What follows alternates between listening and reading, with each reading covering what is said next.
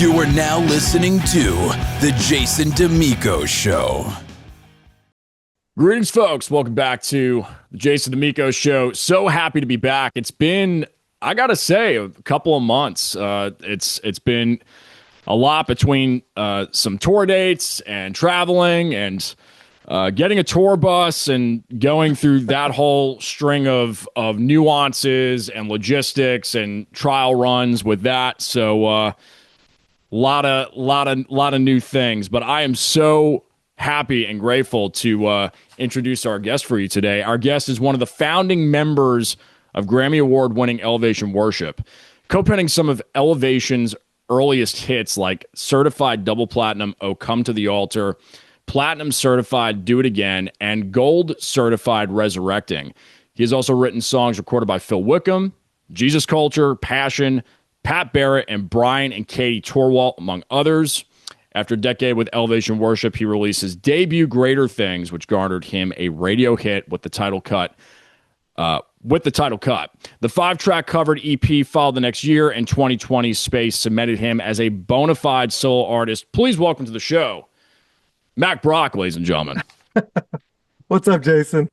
It is so great to have you here, brother. And real quick for everybody to kind of get an idea of how we met, it was through you coming in and leading as a guest worship leader at New Hope in Durham. Yeah. And what an incredible experience. I've played with a lot of amazing musicians in my life and artists, and I've been blessed to do that.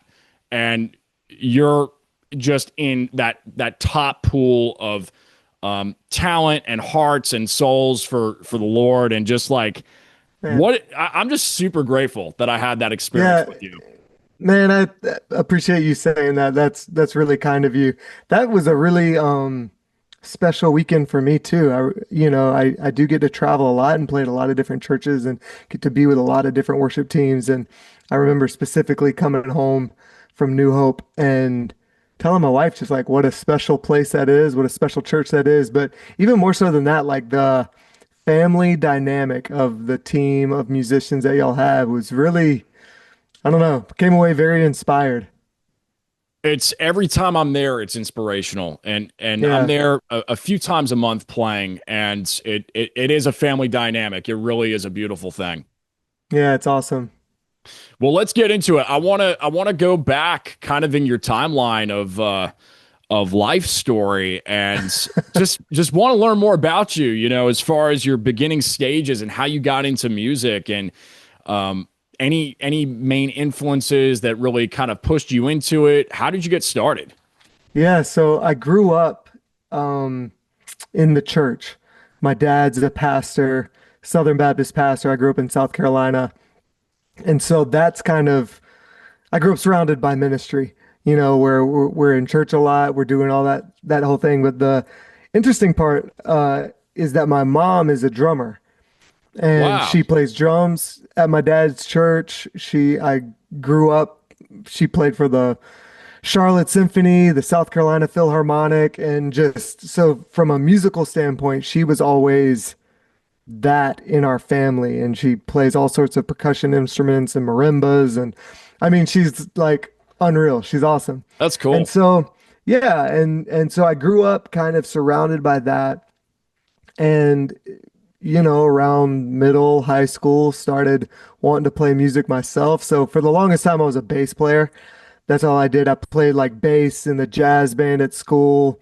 Never once learned how to read music, which sucks when you're in the jazz band. So it's Yeah. like we'd get the music.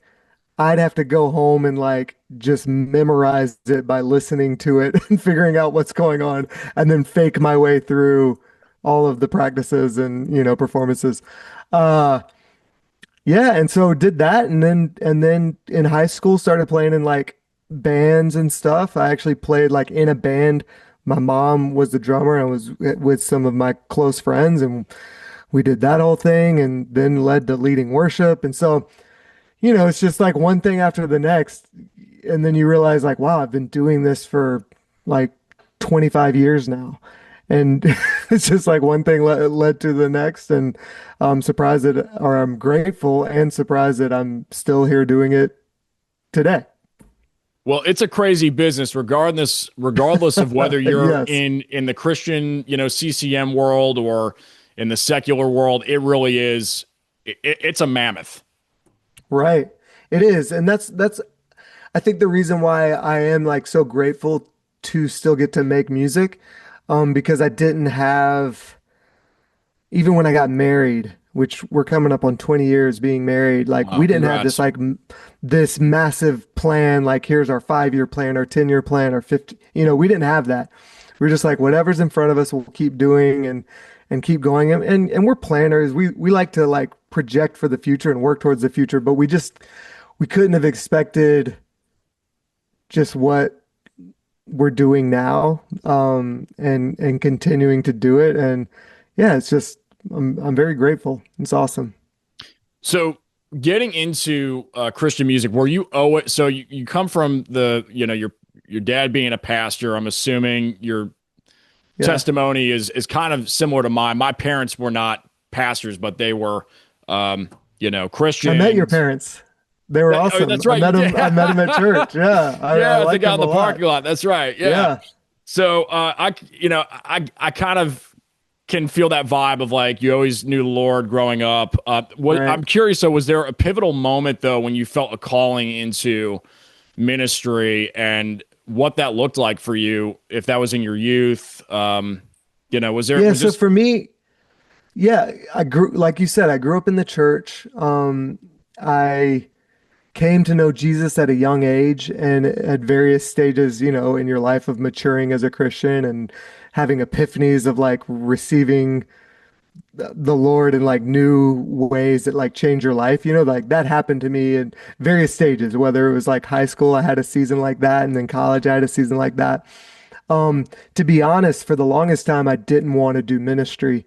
And that wasn't out of like, I wasn't trying to be rebellious or be, you know, against like what my family did. It was just like I didn't have an interest in ministry. I wanted to play in like clubs and bars and wanted to just have like a band that just made music that wasn't worship music.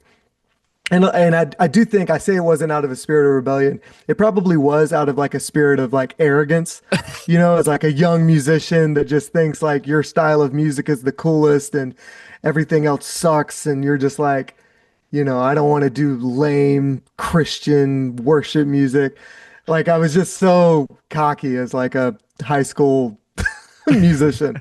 Um, but for whatever reason, uh, I kept getting the opportunity to lead worship. Mm, It was like something that kept presenting itself, and I would always I would always do it if I was given the opportunity. And even in those seasons, it wasn't like I did it begrudgingly. It wasn't what I wanted to do with my life.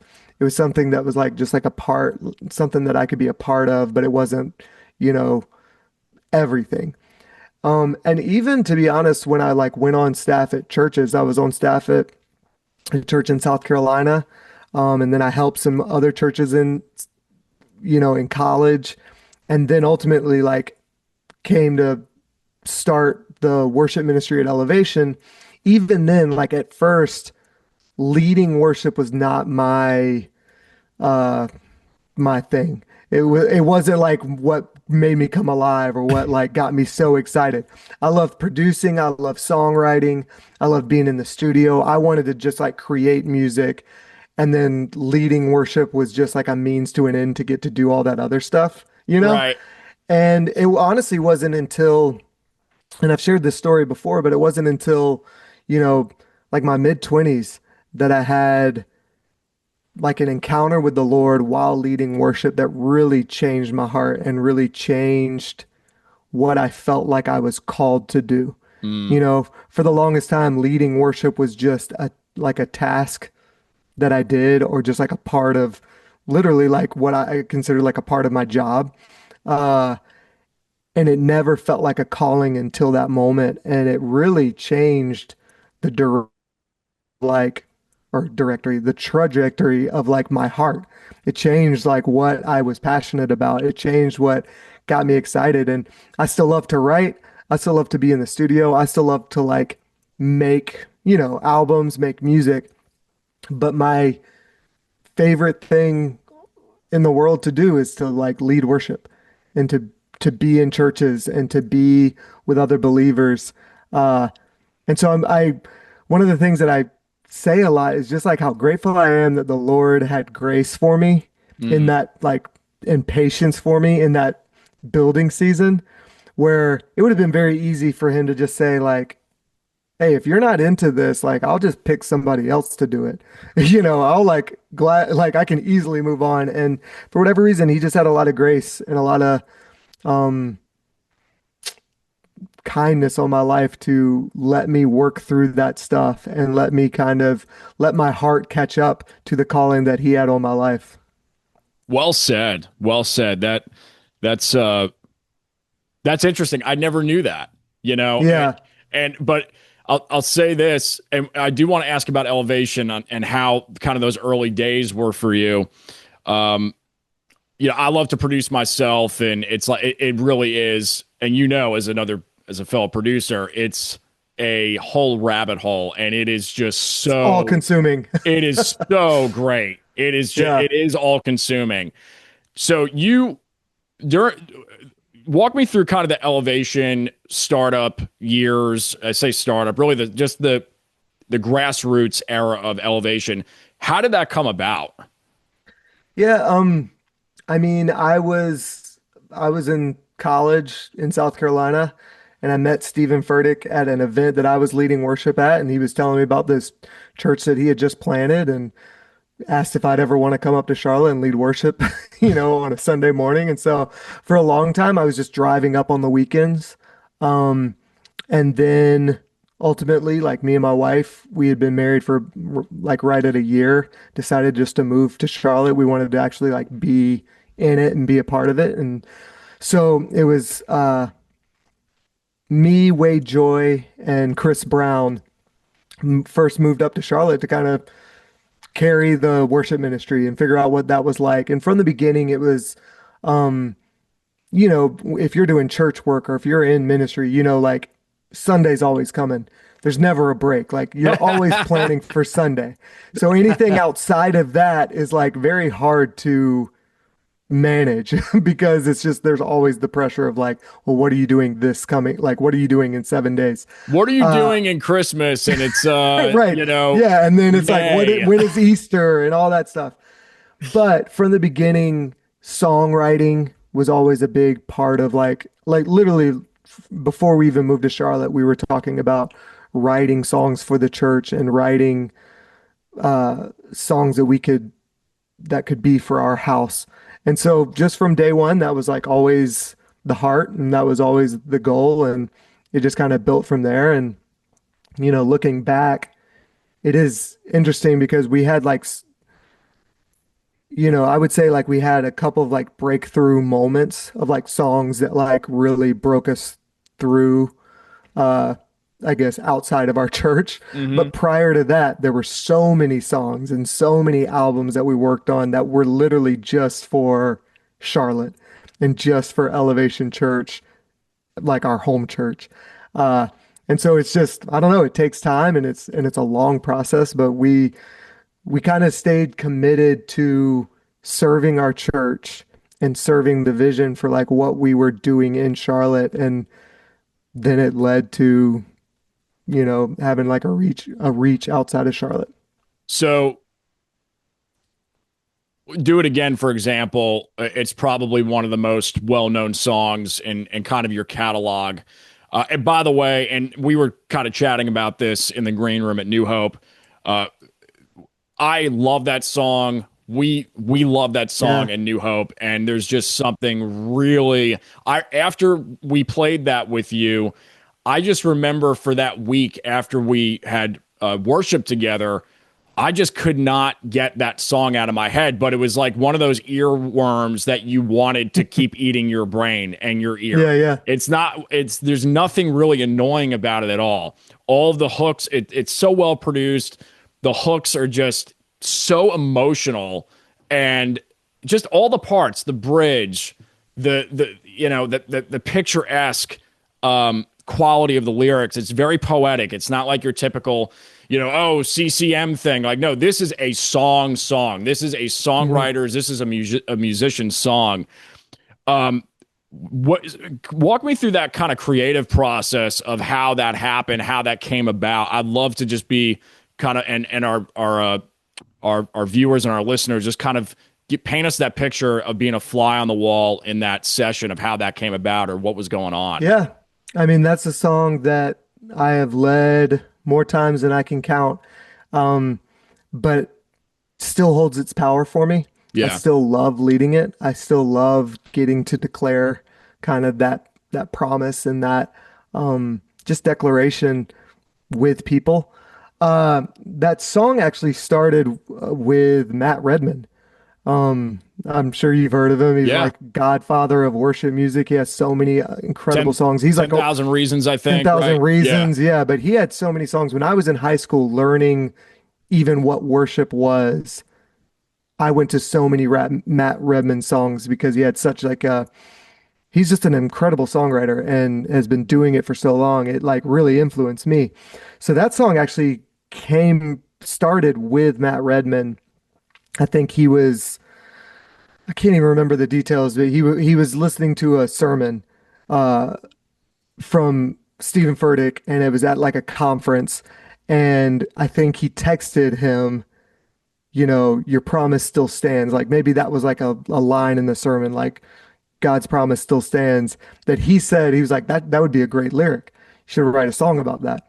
And so for the longest time, I think the two of them had this kind of chorus, your promise still stands, great is your faithfulness, your faithfulness. And that's all they had like for a long time. Uh, and that's, sometimes I don't know if you write a lot collaboratively, or if you write a lot by yourself, but I'm a collaborative writer where it's almost always with other people. And a lot of times what happens is you are sitting on like just an idea for weeks, for months, and then you get in a room with a couple of people and you share that idea and then it like blossoms into something else. So anyway, that was like just the foundation and the crux of the song was that your promise still stands. And we used to do a lot of writing retreats where, you know, we'd go off, spend a couple of days in a cabin in the woods away from everything else and just kind of work on music all day long. And we finished that song in one of those writing sessions where it was just, lived in that chorus for a long time. And then uh, I think Furtick brought that idea of walking around these walls. I thought by now they'd fall, which is such a It's such a like you said, great line. it's such a great opening Oh, line and a great idea. Um, because I think we can all relate to that. It's not necessarily around the walls of Jericho, but like we can all relate to, man, I've been praying for this and I've been like thought I was walking in your promise and it's just not happening. Uh, and so it's such a great way to launch into the idea of like this is what we're singing about. Yeah, and so I couldn't tell you how long it took to write that song, but it went through a lot of variations, in that songwriting room.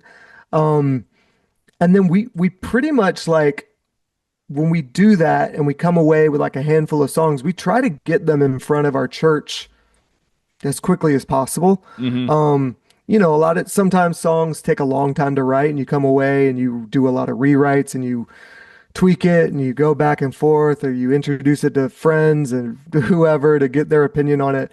But I think with that one, we introduced to the church pretty quickly after that. And just from the get-go, especially when it hits that bridge and it's just that dun dun dun dun dun dun dun dun, just felt like so much power in that and so much power in what we were singing together. Uh, I don't know, it kind of like took off from there. I always think of that as almost like the Mark Knopfler guitar parts, just because of their beautiful harmonies. Yeah, I love Whatever it. it is. I Yeah, played the parts and I don't even remember what they yeah, are, but it's just the da da da da da da da, and it's yeah, got yeah. these kind of like triad And things the going on. guitars are doing like the da da da da da da da Yes, da. Yeah, it's cool. yes, I yes. love all that stuff too. Oh, it's so great. It's so great. I could nerd out on that for a whole other hour.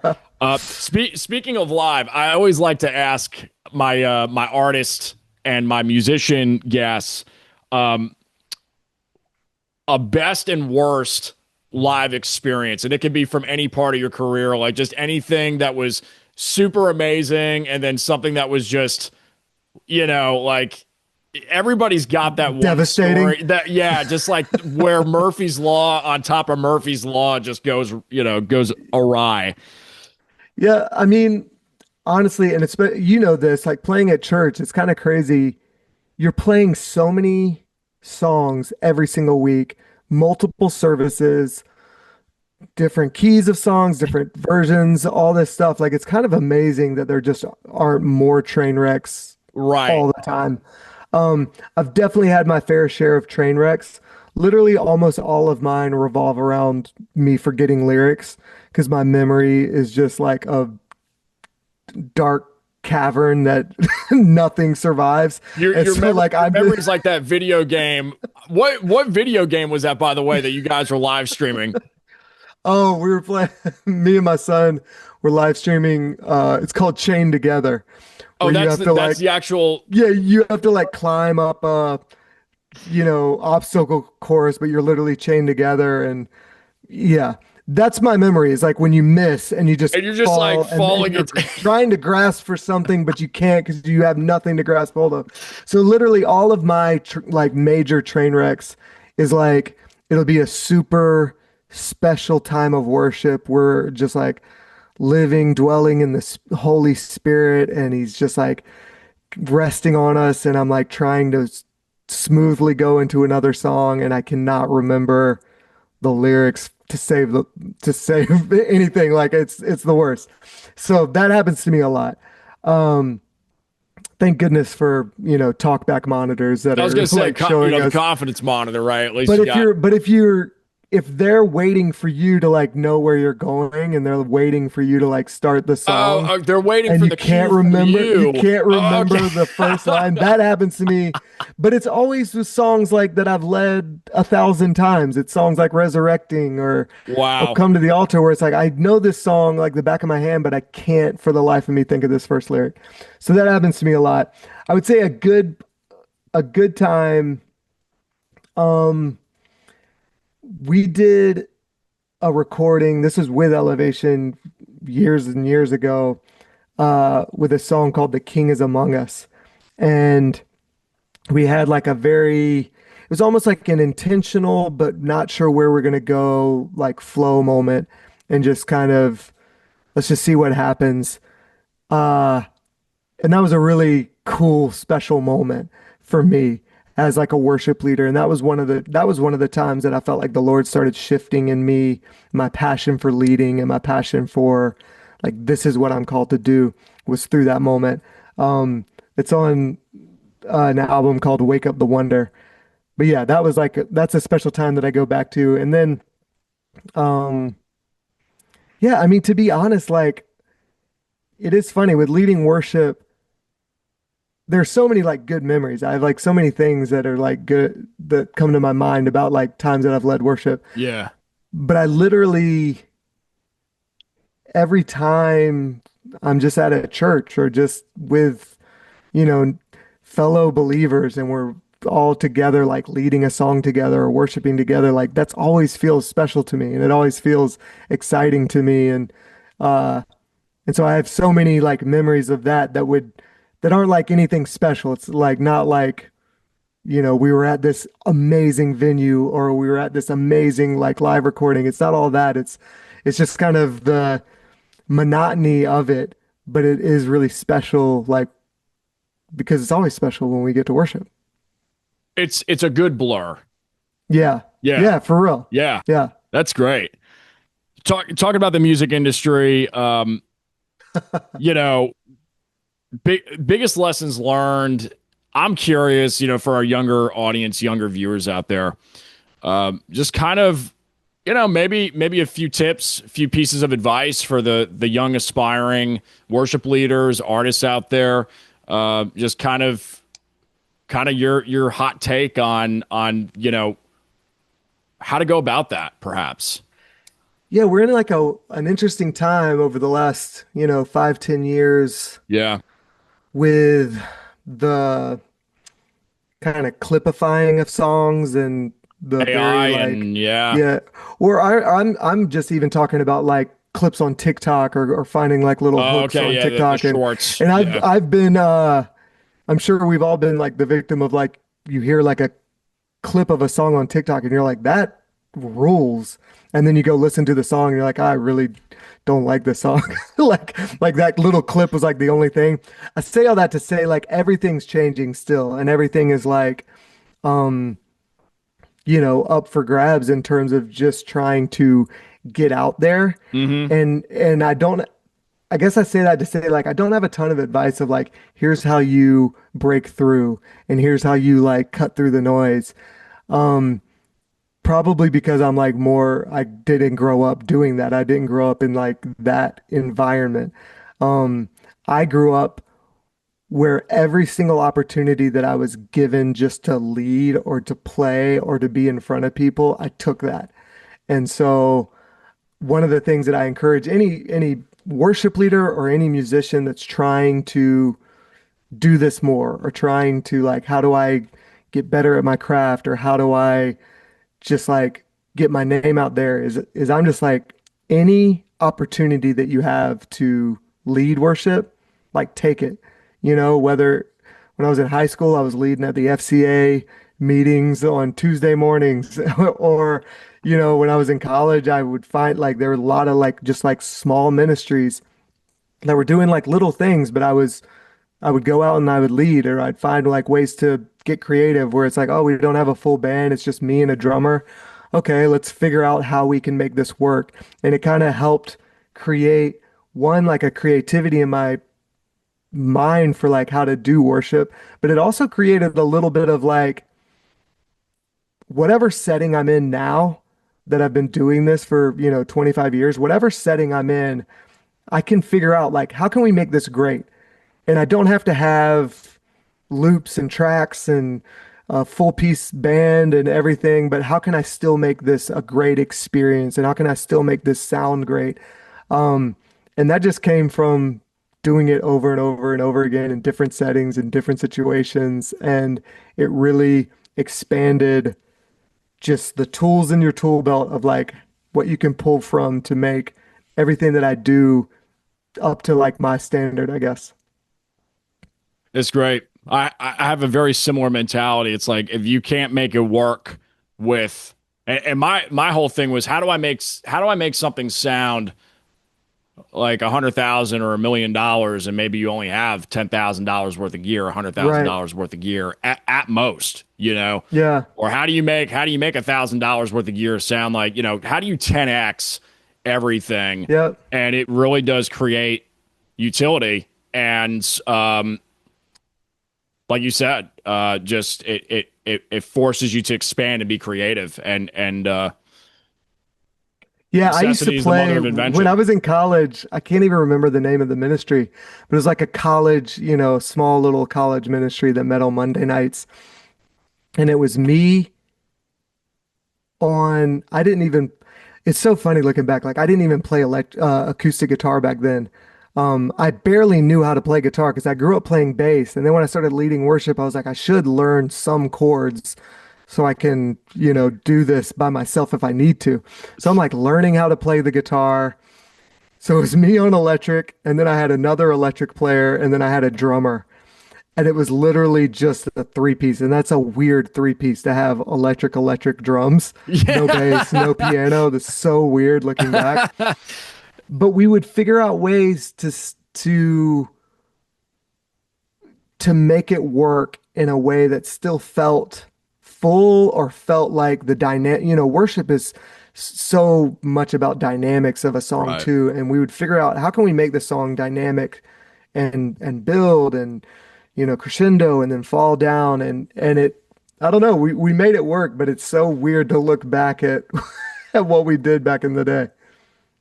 That's hilarious. You've talked about your family, and obviously it's kind of a different phase in life. And it was funny. I was watching again, doing my homework on your YouTube channel, and there was this one song you were talking about where it's like, yeah, I don't know, I hit this one spot in my life where I think I started feeling anxiety really for the first time. And it was when I was Yeah. having kids and it's like new Yes. responsibilities. And I was like, man, I kind of wish that I'd never felt anxiety like until my mid 30s. I'm only Right, 31, right. but it was like, man, I had so much like peak anxiety in my teens and early 20s that I had to just overcome. And I'm grateful for the experiences of it. It was funny to me. So I was just Yeah, it curious. was, I think for me, it was more out of like, I was naive and I was just like, whatever. Like, literally, for most of like high school and stuff, I was like playing in bands. I think going back to like, I had that little like cocky musician mentality too, that would probably worked in my favor some because it I was like, just like never like super stressed. I was like, yeah, like Right, everything's right. good. Like, I was just like, everything's good. We're, just moving along in life. It's so funny. Like, I wish I had more of that now. But yeah, as you go along in life and more people become dependent on you and you got Yeah. to figure out like what the future is and all that stuff. That had like for the first time, like, yeah, mid 30s, I was like, oh shoot, what is this feeling what is this pressure that I'm putting on myself? Like, I don't like it. Uh, and yeah, I had to kind of like come to face with that like head on.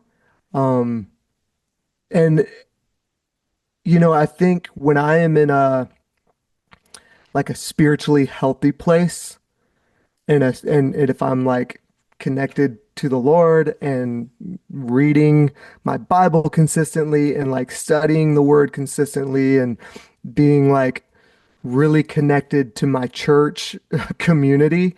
Like anytime like all those just kind of like very cliche, like very like Christianity 101 type things, like when I'm doing that, I can sense like the that spirit of anxiety like not being present in my life, you Right. know?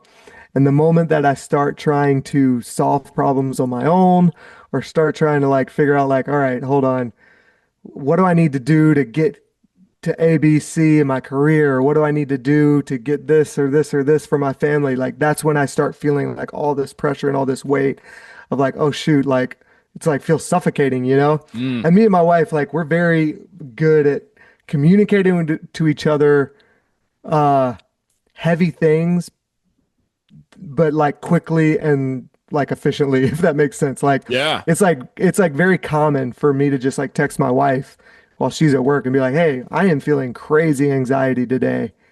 Like just bringing you in on how I'm feeling.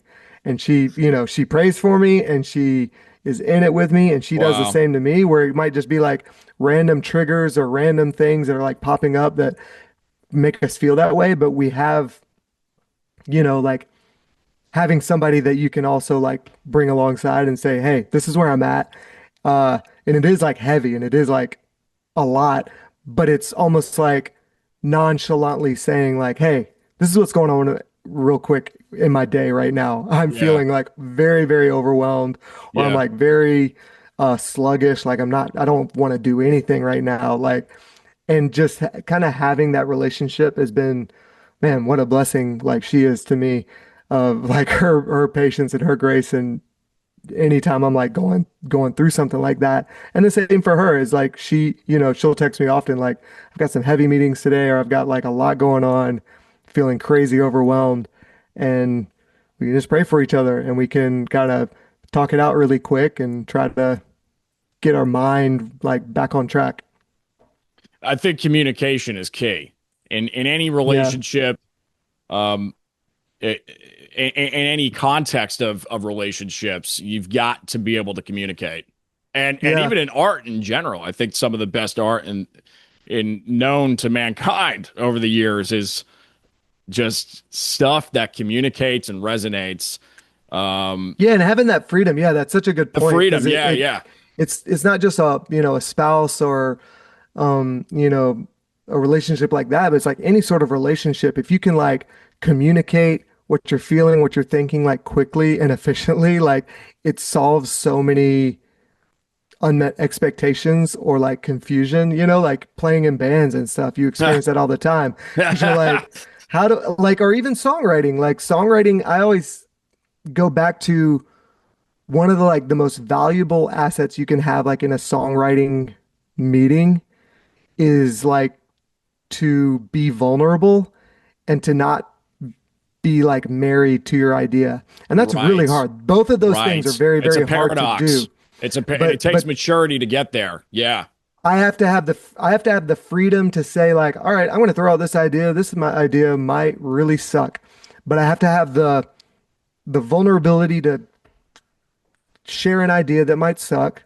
And then I also have to have like the humility to share an idea that I love that people might not be aligned with and might not want to go with, you know?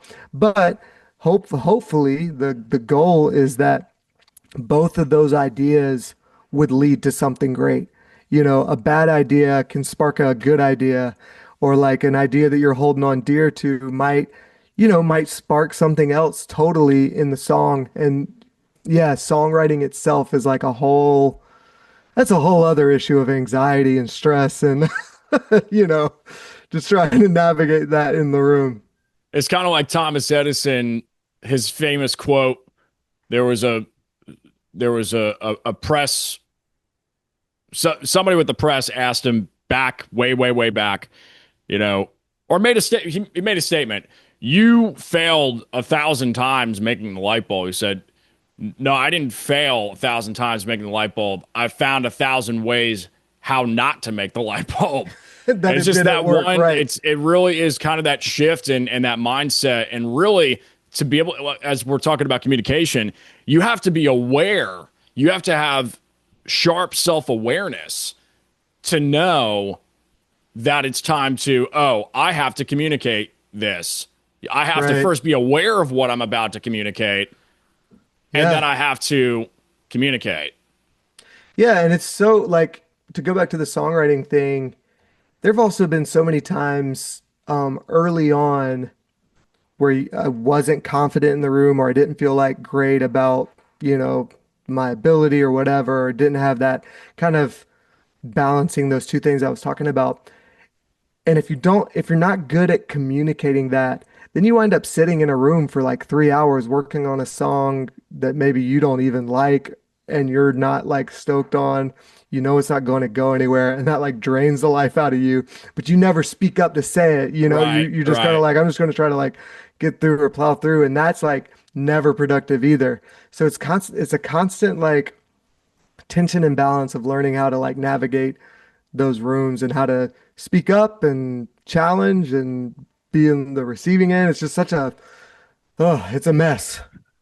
Songwriting is so crazy. Hey, It's such a it weird may be a thing. mess, but for you, it's definitely worked. I do a lot more writing on my own. I have done some collaborative efforts over the years, but I've always been more of kind of that's like I just hear everything in my head and I know exactly what I want, and that can be a blessing and a curse at times. But anytime you go into a collaborative world, you have to go into it with the right mindset, or else it's just not going to work.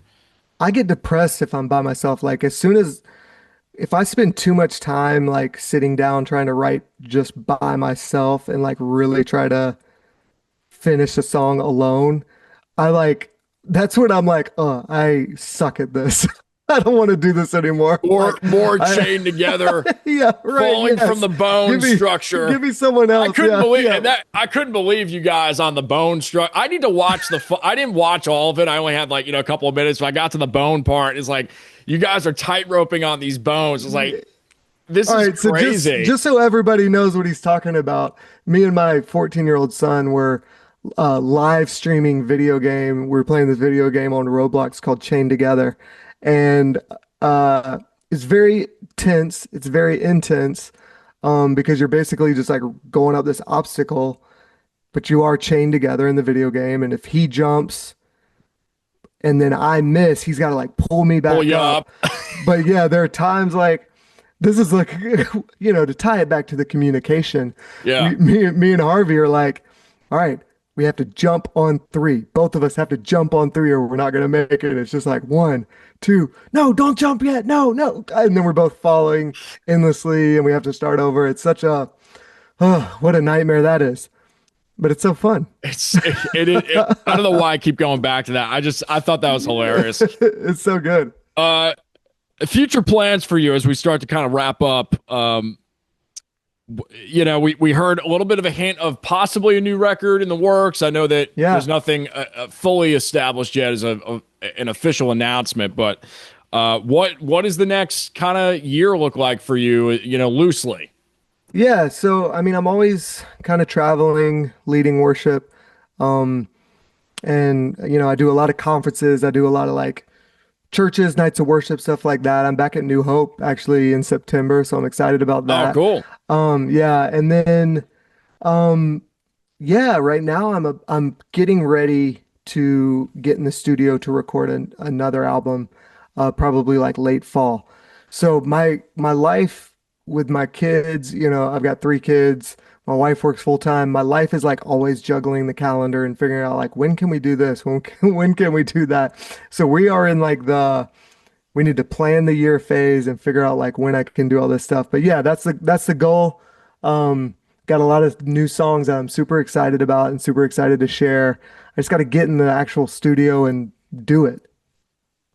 I'm not like Forrest Frank. Forrest Frank can like write a song and record it in an afternoon and it's up on Spotify like by the end of the day.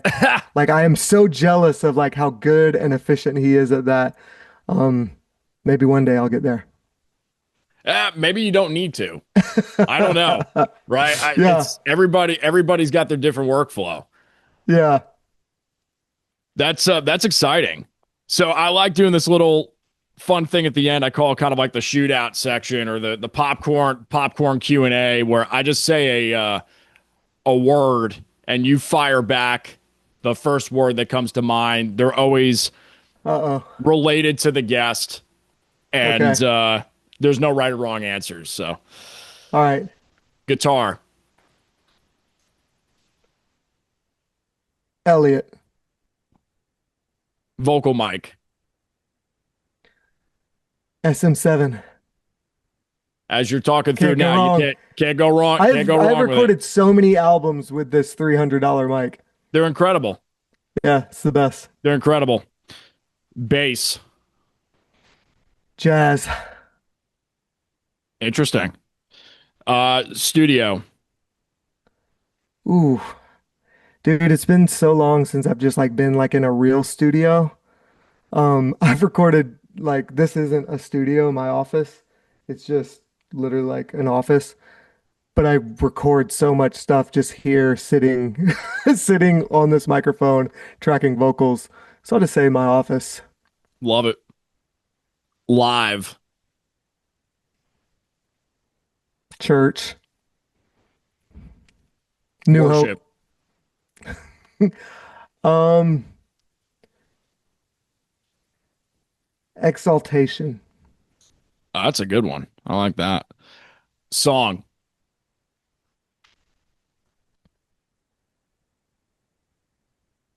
Hmm. White Ferrari.